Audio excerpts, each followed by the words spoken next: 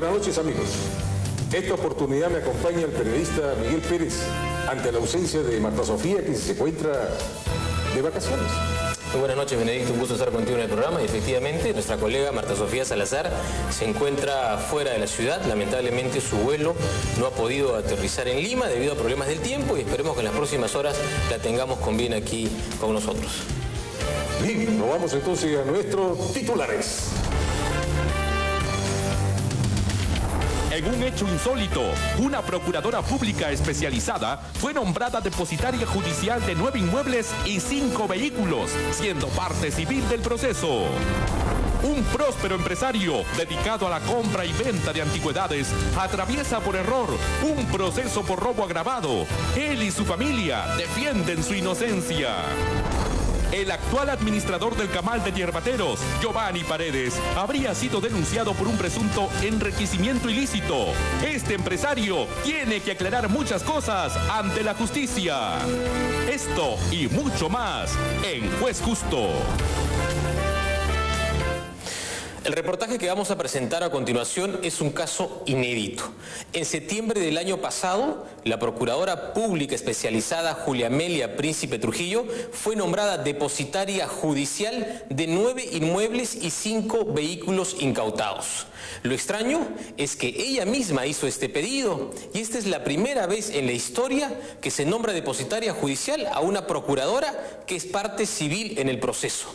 Veamos este caso en el siguiente informe. Estamos viendo por primera vez un caso de lavado de activos que no es generado precisamente por el delito de lavado de activos, sino por el delito de proxenetismo. Conforme a la ley de lavado de activos, en su artículo 6 nos señala que no necesariamente el lavado de activos proviene de narcotráfico, sino de una variedad y de una gama de delitos. Y ese es el resultado precisamente, ¿no? ¿De lavado de activos de cuánto dinero estamos hablando? Estaremos hablando aproximadamente de unos, me atrevería a decir, de unos 15 millones, ¿no? ¿De dólares? Dólares. El año pasado, el caso Susana Santos apareció en los titulares de la prensa. Constancia Susana Santos Luis, su esposo Manuel Pablo Muñoz y su hijo Giovanni Henry Pablo Santos fueron denunciados como autores del delito de lavado de activo en la modalidad de conversión y transferencia de bienes provenientes del delito de proselitismo y trata de personas, incautándosele 9 bienes inmuebles y 5 automóviles. El 17 de septiembre de 2010, el juez de tercer juzgado penal supraprovincial de Lima, Manuel Loyola Florián, dicta el auto de procesamiento y ordena la incautación preventiva de los bienes de la familia Santos Pablos. E insólitamente acoge la pretensión de la procuradora de lavado de activos para ser nombrada depositaria judicial de 9 inmuebles y 5 automóviles de esta familia, vulnerándose las normas del sistema de defensa jurídica del Estado, la misma ley de lavado de activos que ni siquiera menciona la figura del depositario judicial de los bienes incautados, a la parte civil o representante del Estado como es la Procuradora Pública de Lavado de Activos y Predominio, y por último, se ha suplantado en sus funciones al Ministerio Público, quien sí cuenta con un reglamento para la cadena de custodia de bienes incautados, o sea, la individualización, seguridad y preservación de los bienes incautados. Además, el juez, el doctor Manuel Loyola Florián, no tomó en cuenta de que cuando se trata de inmuebles sin inscripción registral o inscrita a nombre de terceros, debe nombrarse necesariamente como depositario al propio obligado.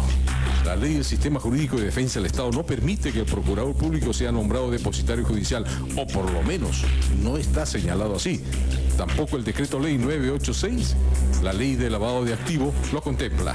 Otros lanzan una hipótesis bastante consistente, que no es amor al chancho, sino a los chicharrones, porque existe una norma que señala que el custodio o depositario judicial, antes de la aceptación del encargo, debe proponer el monto de la retribución por su servicio, estimada por día, semana o mes, según las circunstancias.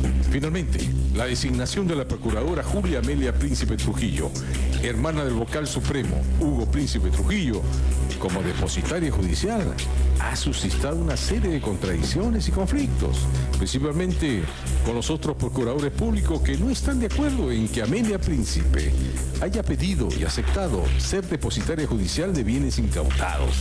Es más, existe un antecedente del procurador público anticorrupción, el doctor Julio Roca Fernández, que no aceptó un encargo similar en un caso de estafa contra la ONP.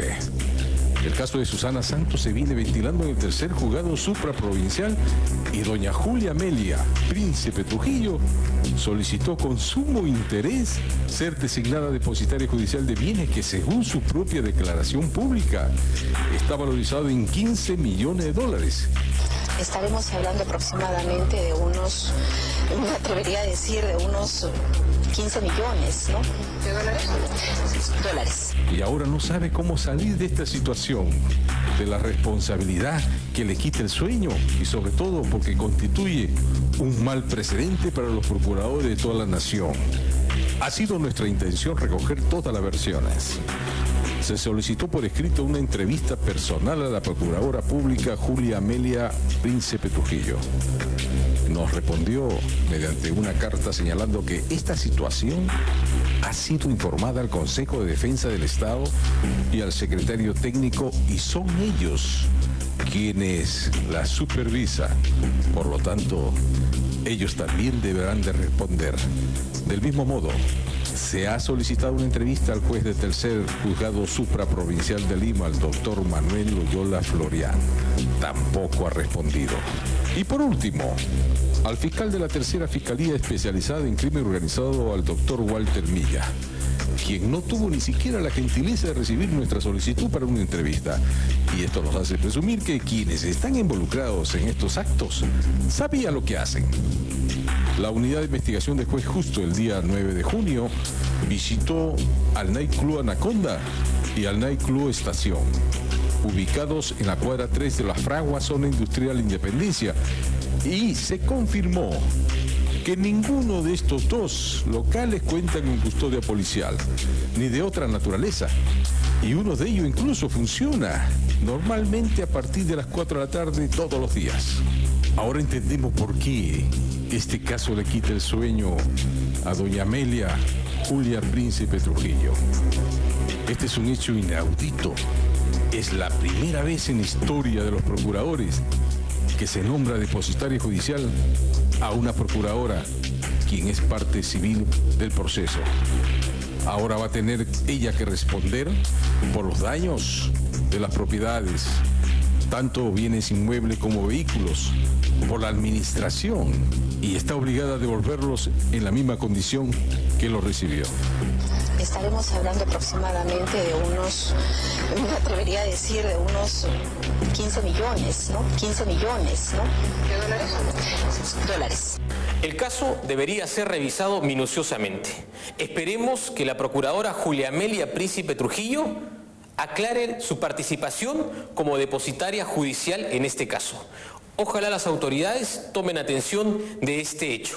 Nos vamos a la pausa y regresamos con mucho más en Juez Justo.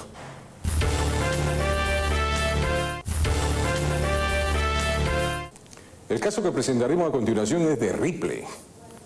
Juliano Arias es un próspero empresario que se dedica a la venta y compra de antigüedades. Todo marchaba bien en su negocio, hasta que un día una equivocación lo llevó a enfrentar un largo proceso de robo agravado. El reportero Willy Retis estuvo esta semana con él y nos cuenta su historia. Juliano Arias Barrera es un comerciante de antigüedades dedicado a la compra de muebles antiguos que restaura para su venta. Este negocio había logrado tener éxito hasta que un día Juliano fue procesado y sentenciado por un delito que aparentemente no cometió. Mire, me dejaron a consignación unas columnas. La persona que me traía puertas muy parecidas a esas con las cuales yo realizo mi trabajo. Bueno, ese tipo de columnas yo nunca supe que eran robadas. Cuando llegaron y las cogieron las columnas y las incautaron, me dijeron que iba en calidad de testigo, pero después me di con la sorpresa que iba en calidad de inculpado. Me agarraron, me condenaron, apelamos y por la misma declaración del padre me absolvieron. A los 3 días me llamó el abogado del padre y me pidió 3.000 soles. Y porque me negué, se falsificó 4 documentos aparte de un documento adicional de él, con la firma de mi abogado y su sello, y con eso me condenaron en ausencia. Y de ahí comenzó mi calvario. Cuando fueron a declarar, en todo momento le dijeron a los esposos Arias Blanco que sus testimonios lo hacían en condición de testigos. Sin embargo, no fue así. Los incluyeron en el proceso por el delito de receptación, es decir, por comprar un objeto supuestamente robado, y fueron condenados sin prueba. Luego, apelaron la sentencia y fueron a buscar al padre de la iglesia San Francisco de Asís de Orcotuna, Carlos Alberto Salcedo Ojeda, quien intercedió por ellos y los absolvieron. Pero, después de un tiempo, se enteraron que el proceso fue reabierto, al parecer con documentos falsos con el presunto conocimiento del juez Rubén Daniel Camarena Castillo. Comencé a tratar de luchar para demostrar que era inocente, que se había hecho en forma fraudulenta, que hasta ese momento no sabía, y posteriormente a eso me abren un segundo caso que lo sustentan en el primero. Y entonces, cuando nosotros comenzamos a averiguar, encontramos que había firmas falsas. Incluso fuimos a hablar con los oblatos, que es la congregación a la cual pertenecía el primer caso, y ellos nos dijeron, el padre Alberto Guamán, que era falsa la firma del padre Carlos. Nosotros hicimos la prueba fototécnica, ellos dijeron que iban a denunciar, jamás lo hicieron. Y de ahí para arriba nadie se me ha hecho caso. Finalmente, después de varios años en esta vía crucis, se declaró la prescripción del proceso, pero esto no termina allí. En el 2008 se enteró que tenía una orden de detención y cuando averiguó de qué se trataba, se dio con la sorpresa de que estaba involucrado en otro delito. Me abren un segundo proceso con característica física que no me corresponde, donde dicen las personas que me indican que tengo 1,60 m, rasgo andino. Sin embargo, los que me podrán ver se darán cuenta que yo soy un hombre de 1,80 m y que no tengo nada de rasgos andinos.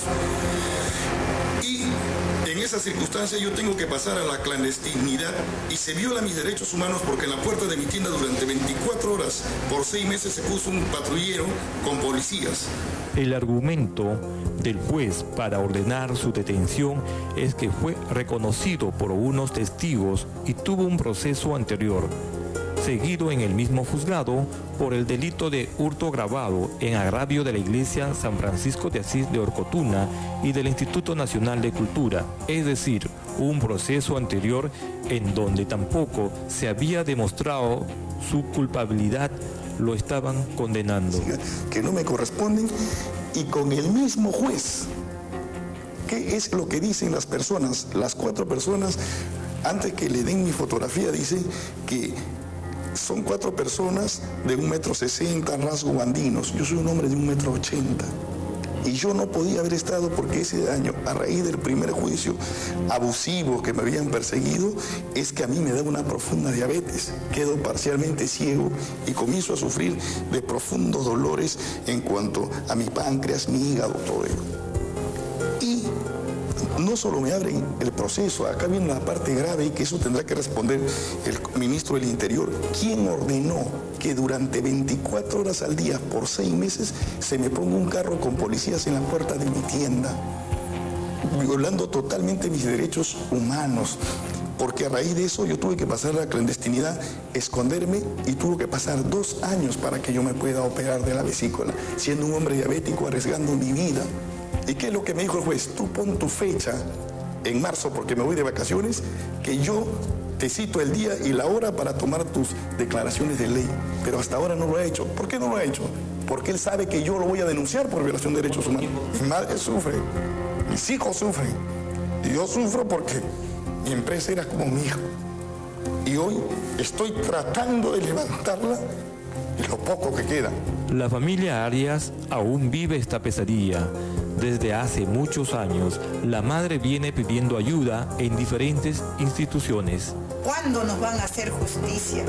Y la pena, la tristeza de ver un buen muchacho, un buen hombre, como se puede preguntar, se han mandado 150 firmas de acá, personas, amistades de este local que está donde él trabaja, allá donde tiene sus tiendas, todas las personas que lo conocen, pero sin embargo ni eso nos han dado una esperanza, nada de eso. ¿Hasta cuándo, Señor? Que se esclarezca, que se limpie el nombre de mi hijo, porque muchas cosas que él ha tenido ha estado perdiendo. Este caso ha sido considerado por la Defensoría del Pueblo como una de sus líneas prioritarias de acción y se ha comprometido a apoyarlo.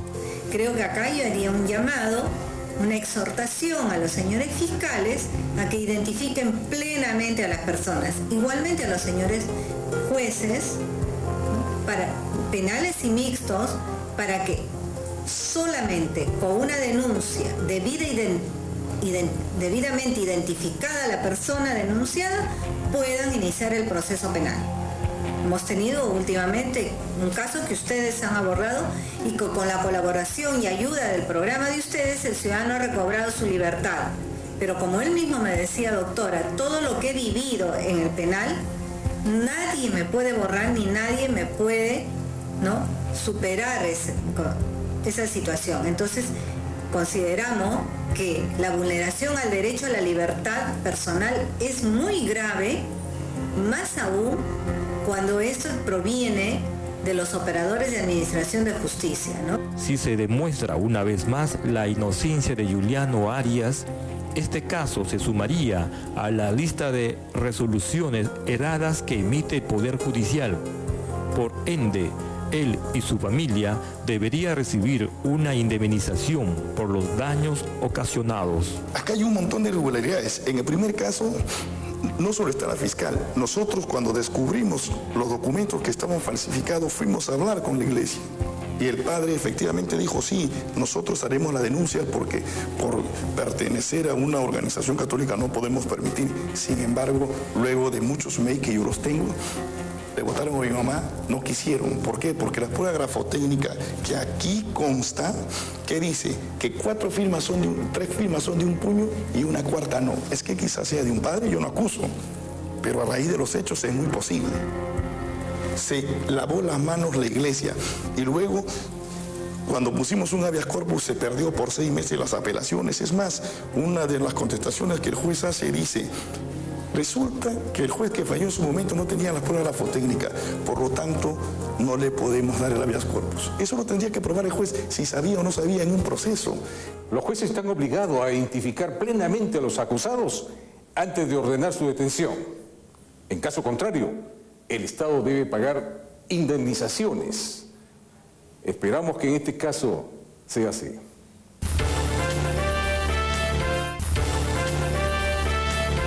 Este es un aviso a la comunidad. Hemos recibido una carta estremecedora de una televidente. Ella se llama María Grande Gutiérrez, tiene 35 años de edad y necesita urgente un trasplante de médula. Ella requiere operarse con urgencia, pero su familia no puede costear los 250.000 soles que cuesta la operación. Si usted quiere ayudarla, deposite su aporte, por más modesto que sea, a las cuentas corrientes que aparecen en pantalla. A continuación, nuestro segmento Bajo la Lupa. Bajo la Lupa. La Corte de Lima ha inaugurado un módulo de atención denominado Registro y Control Biométrico. Aquí, con solo una huella dactilar, las personas que firman el libro de comparecencia en un juzgado penal podrán hacer su control mensual sin demoras, pues su registro será chequeado virtualmente y en pocos segundos se les otorgará una constancia de cumplimiento. Es buena la modernización, señores magistrados. Los trabajadores del Poder Judicial que laboran en el edificio Progreso se encuentran en peligro. Este edificio ha sido declarado inhabitable por Defensa Civil y lo peor es que las condiciones en las que trabajan son infrahumanas. Los servicios higiénicos son una calamidad y están cerrados al público. ¿Qué espera para trasladarlos, doctor Lama More?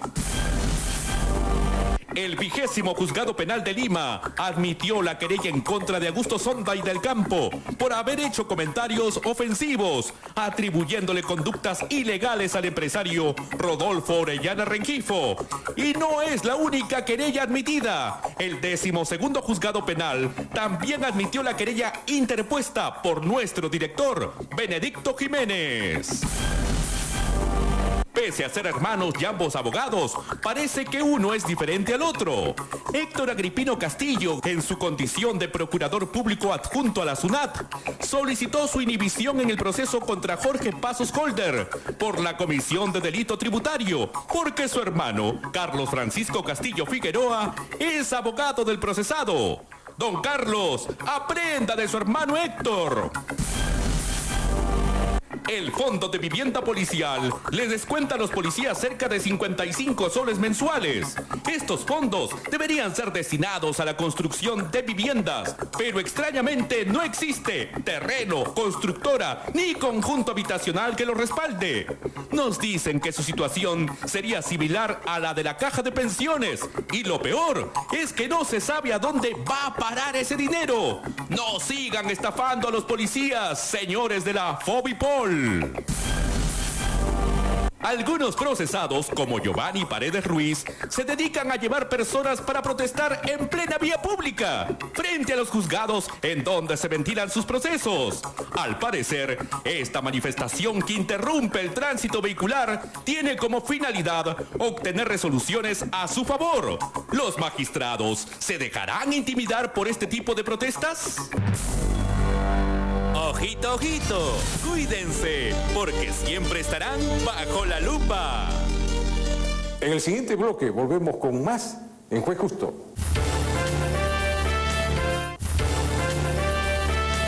En el siguiente informe, la unidad de investigación de Juez Justo recibió una grave denuncia de un presunto enriquecimiento ilícito del actual administrador del Camal de Yerbateros. Hablamos del señor Giovanni Paredes Ruiz. Una paciente investigación de este programa descubrió algunos indicios que podrían llevarnos a destapar este hecho. A continuación, el informe. El famoso Camal de Yerbateros ha pasado por muchas administraciones debido a los constantes conflictos familiares por manejo de uno de los centros de abastecimiento de carnes más grande del país. Esta es la primera parte de una larga historia de testaferros y saqueos económicos. El Camal de Yerbateros posee toda una infraestructura en maquinaria y equipos que le han permitido generar grandes ingresos, pero también son los deudores tributarios más grandes del país. Y esto gracias a un oscuro personaje. Nos referimos a Giovanni Paredes Ruiz. Han pasado 11 meses desde que Giovanni Paredes Ruiz regresó a manejar la administración del Camal de Yerbateros, gracias a una decisión judicial que le permitió salir del penal donde se encontraba recluido. Cuando se presentó a los medios, este lo sorprendió aduciendo que había sido engañado y que su ingreso a prisión habría sido producto de un complot en su contra para apropiarse del Camal que con mucho esfuerzo su padre, Mario Paredes Cueva, había formado. Por primera vez, después de años, hace 4 años antes que me metan, antes que pase todo esto, estaba invirtiendo en cosas propias, o sea, como decir, estaba sacando dinero Camal para mí. Para hacer tu propio negocio. Un negocio, más que nada, estaba construyendo por primera vez mi casa, estaba ampliándola, o sea, estaba haciendo una cosa propia, ¿no? Siempre todo el dinero que generaba el Camal y era mío, lo reinvertía porque creía en el negocio, creía en los comerciantes, para los trabajadores, la estabilidad, lo modernicé totalmente y estaba en un proyecto importando maquinaria de Alemania, de Brasil, por una serie de millones y una expansión del negocio, o sea, haciendo un frigorífico grande en Lima. Lamentablemente esto ha sido truncado. Creen que el banco ahora con todo este escándalo me van a dar un sol, aparte que estoy en rojo en el sistema porque me quitan mis cosas y salí en rojo. Claro. Peor. Pero podrás recuperarte. No, eso quiero también Mira, te has recuperado cosas peores, ¿eh? ¿Quién me devuelve los 7 meses? En San Jorge. En San Jorge, prisión ilegal. Y el daño patrimonial, ok, tendré que hacer indemnización al Estado, tendré que demandar al Estado, ¿no? Pero quiero dar la garantía y la tranquilidad a todo el personal del negocio, a todos los clientelas, que el Camal se va a recuperar, se va a estabilizar pronto. Sin embargo, algo no estaba claro en esta historia. Esta semana, Juez Justo tuvo acceso a información pública debido a una denuncia que nos llegó a nuestra unidad de investigación. En esta se habla que Giovanni Paredes habría saqueado las arcas del Camal de Yerbateros y que este se habría traspasado propiedades de la empresa a su favor, utilizando el dinero del propio Camal. Lo concreto es lo siguiente. El señor Giovanni Paredes, cuando se encontraba administrando el Camal de Yerbateros, se aprovechó de un proceso entablado por el señor Sousa Ferreira. Se le debía una cuantiosa suma de dinero. Este dinero fue cancelado por la empresa SACIP y a pesar de haber sido cancelado, tal como lo demuestran los dos peritajes contables, económicos, financieros de la empresa SACIP, que fue pagado con dinero de la empresa, a pesar de ello, el señor Giovanni Paredes se vuelve de demandado en demandante. Era a su vez demandado y también demandante de él mismo, dejando en indefensión a la empresa SACIP, a pesar de que SACIP ya había cancelado toda la deuda con el señor Sousa, de tal manera que permite que se lleve a remate el inmueble. ¿Y quién es el único que se apersona para la adquisición del inmueble en remate? El señor Giovanni Paredes. Revisando la documentación e información abierta que existe a través de los documentos de los registros públicos, logramos encontrar algunas de las perlas de Giovanni Paredes Ruiz. El 19 de diciembre del año 2002 se realiza una reunión de directorio donde Perpetua Paredes Cueva de Yataco, Eloy Paredes Andagua y Giovanni Paredes Ruiz sesionan con la finalidad de autorizar a Perpetua Paredes Cueva celebrar el convenio de dación de pago y un contrato de consorcio con la empresa Denice EIRL, con la finalidad de disminuir pasivos y de impulsar y financiar la productividad del Camal. Esto parecería una acción empresarial de lo más común. Sin embargo, aquí viene lo raro, pues resulta que la empresa Denice EIRL es de propiedad de Giovanni Mario Paredes Ruiz. Él mismo se contrata y se paga a la vez. Meses atrás, el 15 de julio del año 2002, en directorio se acuerda otorgarle a Giovanni Paredes un contrato de prenda industrial hasta por la suma de $80.000 americanos, administrando así toda la maquinaria del Camal. El 31 de julio del mismo año se aprueba realizar contratos de usufructo a favor de la empresa Denice IRL, de propiedad de Giovanni Paredes. Con esto toma el control total del Camal de Yerbateros. Lo concreto es lo siguiente. Denice fue constituido con 1.000 soles. Ese fue el capital, 1.000 soles. Ese fue su capital, 1.000 soles. SACIP era dueño del Camal y era dueño de todas las maquinarias. ¿Correcto? Correcto. Muy bien. Con todo ese patrimonio que tiene SACIP, sin embargo, es sometido por parte de Denice, cuyo dueño era el señor Giovanni Paredes, lo somete por $70.000. De tal manera que, producto de este convenio de acción de pago, todas las maquinarias de SACIP, cuyo patrimonio lo respaldaba, eran apropiadas por una empresa cuya constitución era de 1.000 soles. Conclusión, este es un tinglado más, donde el señor Giovanni Paredes, creando estas empresas fantasmas, con el único fin de apropiarse del patrimonio de SACIP. Otro acto irregular se habría dado el 5 de marzo del 2003, donde autorizan a la presidenta de directorio y gerente general del Camal, Perpetua Paredes Cueva, para que venda inmuebles de la compañía ubicados en Lurín y otro predio en el distrito de San Luis. Con este poder amplio, la tía Perpetua Paredes vende más de 3.000 metros cuadrados del Fundo El Pino en San Luis, a la irrisoria suma de $20.000 americanos. El comprador responde al nombre de Percialberto Arata Carbonero. Según algunas fuentes del Camal, este sería personal de confianza de Giovanni Paredes y para algunos allegados, su presunto testaferro. Hoy, según registros públicos, la empresa constructora y promotora Cósmica es propietaria del terreno y el dueño de Cósmica S.A. es nada más y nada menos que el mismo Giovanni Paredes Ruiz. Bueno, este caso es otra más de los actos ilegales, ilícitos, que fueron denunciados también por mi patrocinada. Lo concreto es lo siguiente, mire, don Miguel. Con fecha 5 de marzo del 2003 se genera una sesión de directorio, a partir del cual se autoriza que se vendan los inmuebles de Lurín y de San Luis. Todo estudiante de Derecho y todo ciudadano sabe que es imposible que a partir de solo una sesión de directorio se pueda disponer de patrimonio y los verdaderos dueños no lo autoricen. Sin su autorización, sin la autorización de los representados, no pueden disponer de estos inmuebles. ¿Y por qué es importante esto? Porque era evidente que no se iba a autorizar esa disposición de patrimonio. Mire, ve, ¿qué es lo que sucedió? Aquí están registros públicos.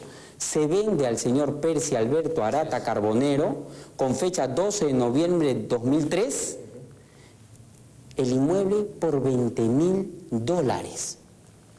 Pero en esta fecha, ¿correcto? En esta fecha, para esta fecha, él lo vende a Arata y al año, en el 2004, Arata se lo vuelve a vender a Giovanni Paredes. Le regresa la propiedad. Le regresa la propiedad. Pero a título personal, no como empresa. A título personal. Esto se llama testaferrato. Esto se llama colocar a una persona, ¿correcto?, a un tercero, utilizar a terceras personas para encubrir, simular una acción. ¿Y por qué esto es simulado? Por una sencilla razón. Aquí tenemos nosotros el recibo del pago. ¿De qué fecha? 23 de enero del 2006. Usted dirá, don Miguel, ¿cómo? Si con fecha 2003 era de Arata y Arata le había dado a Giovanni Paredes. Ya no era del señor Giovanni Paredes. Pero ¿quién pagó este inmueble que supuestamente era de Arata, supuestamente era de Giovanni Paredes? Pero era un inmueble embargado entonces. Correcto. Era un inmueble embargado. ¿Quién lo paga? SACIP. El Camal de Yerbateros. El Camal de Yerbateros. Es evidente claro, sí, que toda esta actuación era totalmente simulada. La justicia, el 45 juzgado, ¿qué es lo que hizo? No ha tomado en cuenta todas estas pruebas que son evidentes y palmarias, y esto solamente es explicable por actos de corrupción. Esto hay que decirlo claramente. El sistema de justicia no debe permitir actos de impunidad, no debe permitir estos actos de testaferrato, debe ser frontal y sin temor. Parece ser que los abogados que rodean a Giovanni Paredes también arrastran un pasado delictivo, como es el caso del abogado constitucionalista José Félix Palomino Manchego, quien fue denunciado por delito de lavado de activos. Actualmente, este abogado ostenta el cargo de profesor de la Academia de la Magistratura, es decir, sus alumnos son nada menos que los fiscales, jueces, auxiliares de justicia, y él como profesor califica, pone notas, los aprueba o desaprueba, es decir, los evalúa constantemente, pero a la vez litiga con ellos, y encima la Academia de la Magistratura le paga su sueldo. Esta denuncia habría derivado la 14 Fiscalía Provincial Penal de Lima, que despacha el doctor Enrique Miranda Guardia, quien sorprendentemente archivó dicha denuncia. Giovanni Paredes también se ha adjudicado el terreno del Camal y pretende despojar a sus hermanos de la herencia que su padre Mario Paredes Cueva ha forjado con mucho sacrificio, tal como lo explica el doctor Ugaz, abogado de Blanca Paredes, administradora legal del Camal. Es la SUNAT, son los trabajadores. ¿Por quiénes estamos luchando? ¿A quiénes estamos defendiendo? ¿A quién le corresponde la justicia? A todos ellos. No es posible que por intermedio de TENIS, Cósmica, Fridisac, empresas fantasmas, simulaciones, testaferros, sea luego de ello, después de esta creación, sea tan evidente que el señor Giovanni Paredes es el dueño de absolutamente todas estas empresas y le haya dejado en la calle a toda la familia. Esto tiene que parar. El sistema judicial debe entender que la función de la justicia es un servicio, es servir a la sociedad para que tengan justicia. Esto no puede quedar impune. Esto es lo que esperamos, que el sistema judicial reaccione prontamente.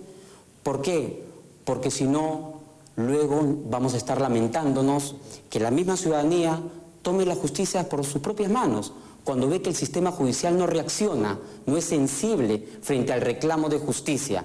En este caso hay delincuencia, en este caso hay robo, en este caso hay defraudación tributaria, en este caso hay defraudación de administración de personas jurídicas. El delito no nos puede vencer, no puede ganar. Debemos atacar con fuerza y frontalmente, sin miedo. Ustedes van a ir hasta las últimas consecuencias. Hasta las últimas consecuencias. Esta historia no termina aquí, aún hay más. Esto continuará.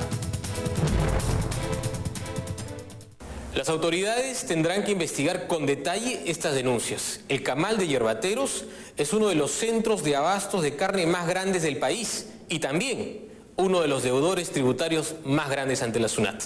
Esperemos que el señor Giovanni Paredes Ruiz aclare esta situación ante las autoridades judiciales. Nosotros estaremos atentos y seguiremos investigando. Nos vamos a una pausa y regresamos con mucho más en Juez Justo.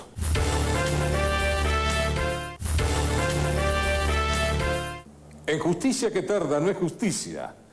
Esta semana tendremos nuevos datos del caso de Víctor Franco, un vecino de Santa María que denunció cobros arbitrarios. Juez Justo TV dio a conocer el caso de Víctor Franco Álvarez, quien denunció cobros indebidos en la playa Embajadores de Santa María. Una asociación de propietarios, a través de una concesión acuática, ha convertido la playa Embajadores en una zona exclusiva y excluyente, dando origen a cobros indebidos por mantenimiento, que al haberse convertido en impagos, proceden a demandar y embargar propiedades. En este caso, con la complacencia del juez del 10º Juzgado Comercial de Lima, Basilio Luciano Cueva Chauca, quien embargó en forma de inscripción 3 inmuebles de Víctor Franco.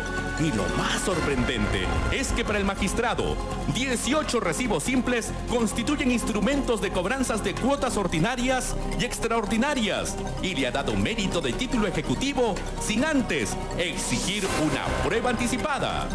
Víctor Franco ha solicitado la nulidad de las medidas cautelares de embargo, aduciendo que el mantenimiento de muelles, espigones, terraplenes, plataformas construidos en la playa Embajadores para el disfrute de 4 o 5 personas que tienen lujosos yates no son áreas comunes, según el reglamento de la misma Junta de Propietarios Villas de Santa María, presidida por la empresa panameña Lengo Oversea INC, representada por Bruno Melandri.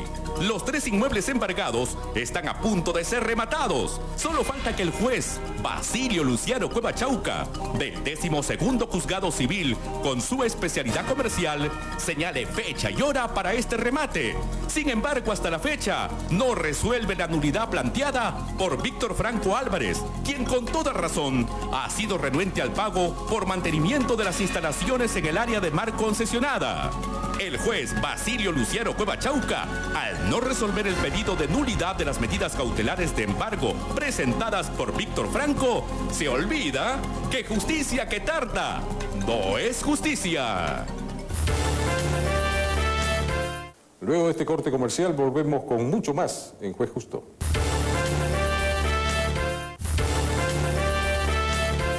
Y esta semana nos ha llegado una carta notarial de la señora Patricia Herrera Vildoso.